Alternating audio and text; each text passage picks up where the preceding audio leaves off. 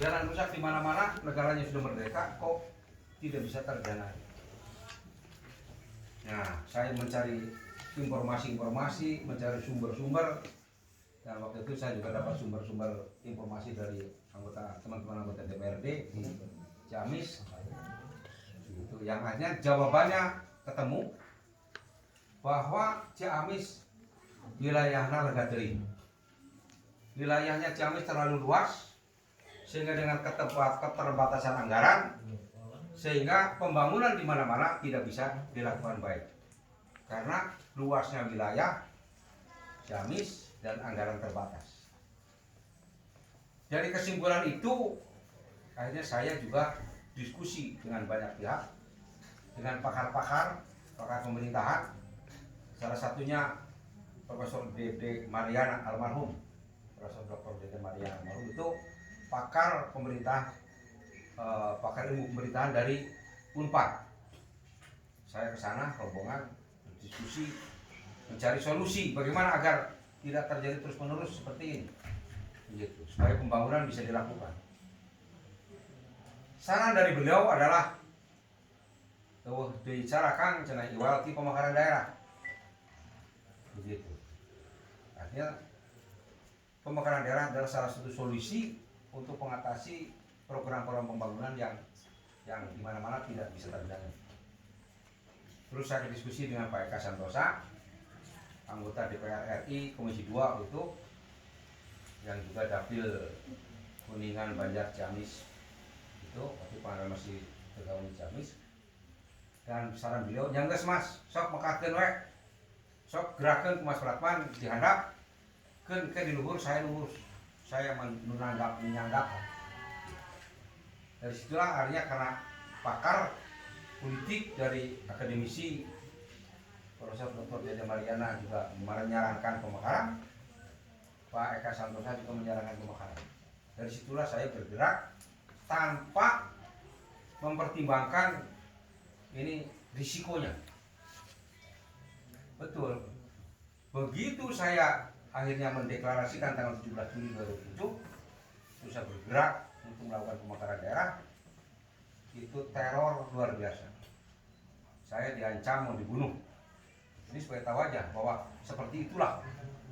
Karena mungkin Ciamis juga tidak mungkin melepas Pangandaran.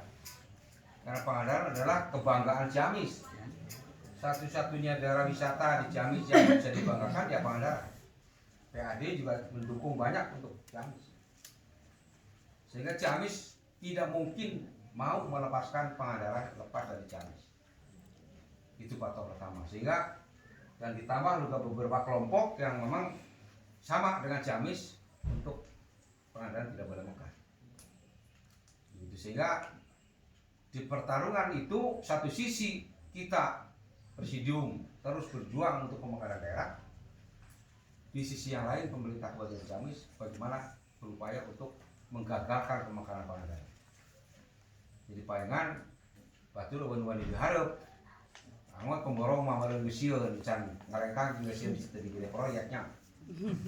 Jadi mungkin berani. Gitu, apalagi juga pengusaha-pengusaha yang berkaitan dengan kepentingan pemerintah itu pasti tidak berani. Makanya ya menundai diharap. Hanya setelah diteror hampir 1 minggu saya diteror mau dibunuh, tapi untung hikmah saya sudah kena tsunami duluan. Jadi begitu teror itu ada, nah jero hate kuring teh dah harek paeh mah kamari bari ku tsunami ge teu paeh kuring tentang tayungan ku Gusti.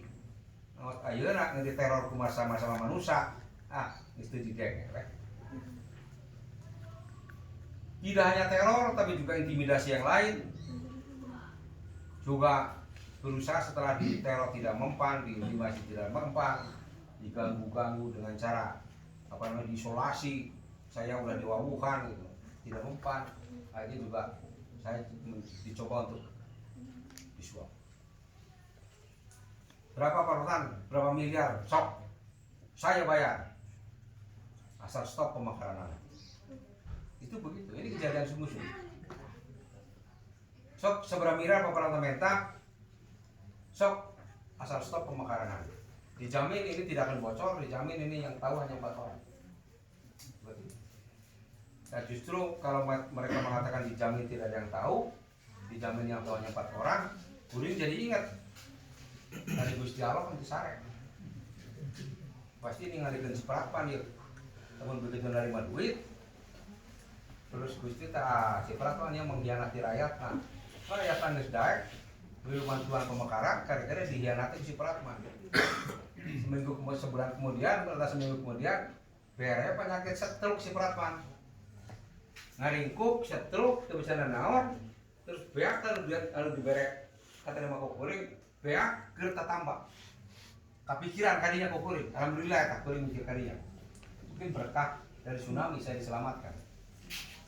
Begitu. Hanya itu tidak saya terima, tapi saya ajak diskusi beliau. Saya ajak bedah APBD Ciamis. Sok kita bedah APBD Ciamis. A sampai Z saya bedah APBD Ciamis. Akhirnya saya katakan, Mbak, untuk mengatasi itu semua, satu-satunya cara adalah pemekaran daerah. Ini undang-undang. Kebetulan saya udah melotok sekali undang-undang pemekaran waktu itu. Setiap hari dibacaan sih. Gitu. Jadi saya jelaskan kepada beliau-beliau, ini loh undang-undang pemekaran. Peluang untuk merubah kondisi dengan cara pemekaran daerah. Akhirnya dia setuju. Itu maka angka harti. Ciamis bakal maju karena beban kewilayahan yang 36 kecamatan bisa berkurang 10 kecamatan Pak Kidul. Jadi Ciamis tinggal 26 kecamatan, beban kewilayahannya berkurang. Pangandaran punya 10 kecamatan dengan kewilayahan baru. Hanya beliau menyatakan setuju dan saya salaman jeung Kuring deal. Akhirnya Ciamis setuju tidak akan mengganggu dan mendorong untuk Pangandaran bisa lahir jadi kabupaten. Itu pertama dari Ciamis. Tapi setelah lolos dari Ciamis kan prosesnya harus naik ke Provinsi Jawa Barat. Provinsi Jawa Barat, saya kira kalau provinsi memang ada beberapa kabupaten yang sudah lebih dulu mengajukan. Waktu itu ada Garut Selatan, ada Bogor Barat, ada Sukabumi Utara yang mengajukan pemekaran daerah dari mulai tahun 2000. Sementara kita kan 2007 naik ke provinsi, 2009 baru naik. Nah sehingga provinsi juga meragukan apakah benar Pangandaran bisa lolos. Ini yang 3 saja belum lolos. Prosesnya di provinsi lagi can beres. Sehingga waktu itu karena saya yakinkan Pak Gubernur bahwa Pangandaran dengan segala potensinya, dengan segala persiapannya, saya yakin semuanya akan bisa diatasi. Begitu. Sehingga waktu itu Pak Gubernur karena anggaran sudah nggak ada, Pangandaran memakai anggaran Sukabumi untuk proses di provinsi. Begitu. Sukabumi dipakai anggarannya oleh Pangandaran. Karena Pak Gubernur memberitakan yang itu Sukabumi dipakai anggaran. Alhamdulillah. Sehingga sekarang Pangandaran sudah jadi, Sukabumi masih juga belum jadi. Sampai sekarang. Berarti 20 tahun. Jadi setelah selesai provinsi kita naik ke Jakarta, ke DPR RI. DPR RI juga sama. Tidak serta-merta turun dulu sebelum membahas, itu turun dulu ke daerah. Ngecek ke lapangan apakah betul-betul sesuai dengan kajian apa tidak. Informasi kajian ini mana begini, itu dicek oleh DPR RI. Sesuai enggak keterangan dari hasil kajian. Ternyata begitu turun ke sini, DPR RI membuat penelitian. Setelah itu balik ke Jakarta, baru dia melakukan persetujuan. Itu baru persetujuan pemekarannya, prosesnya belum. Setelah DPR RI, kita usulannya ke DPD RI, Dewan Perwakilan Daerah Republik Indonesia, yang perwakilan itu per daerah provinsi itu 4 orang. Kita ke DPD RI juga turun lagi ke daerah untuk cek di lapangan. Nah, ternyata setelah pulang dari sini kembali ke Jakarta membuat sebuah kesimpulan Pangandaran layak untuk dimekarkan. Nah setelah itu selesai baru kita naik ke Menteri Dalam Negeri atas nama perintah. Baru di sana juga membentuk tim turun lagi ke Pangandaran untuk memproses apakah betul Pangandaran ini sesuai dengan